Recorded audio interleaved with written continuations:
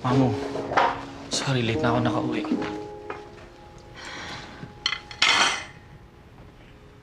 Bakit di ka nagre-reply? Sorry dami lang talagang inisikaso sa office kanina. Kaya pala nakalimutan mo na anniversary natin, no? Sorry. Happy anniversary.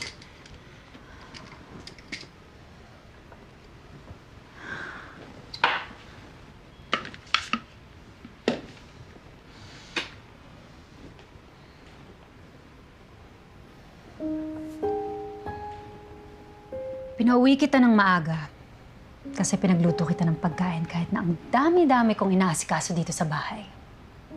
Kasi gusto kong ma-celebrate natin yung anniversary natin ulit. Tara, pwede pa naman natin i-celebrate. Hindi na. Malamig na yung pagkain, di ba? Tsaka naligpit ko na. Wait nga lang. Ano pa problema? Bigla ka na lang nagkakaganyan, ha? Okay, sorry. Nagkamali ako. Nawalan ako ng sense of time dahil sa trabaho na yan. Hindi mo ba alam, pagod na ako sa... Ako, hindi ako pagod. Sa dami ng inaasikaso ko dito sa bahay, hindi ako pagod. Ano ba to? Ha? Bilangan? Bilangan kung sino mas pagod sa ating dalawa? Alam mo, hindi na kita maintindihan eh. Talagang hindi mo ako maintindihan. Hindi mo alam yung pagod ko araw-araw. Gumigising ako ng madaling araw para asikasuhin ang anak natin, linisin tong buong bahay, magluto para sa'yo.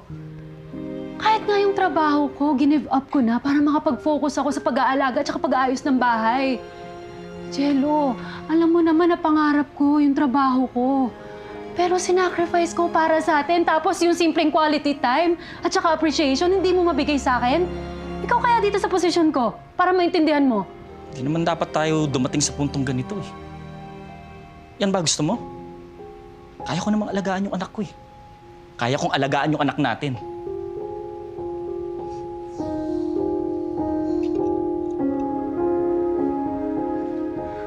Sigurado kang kaya mo? Oo naman. Ang tingin mo sa akin, ako ang ama nito. Talaga lang.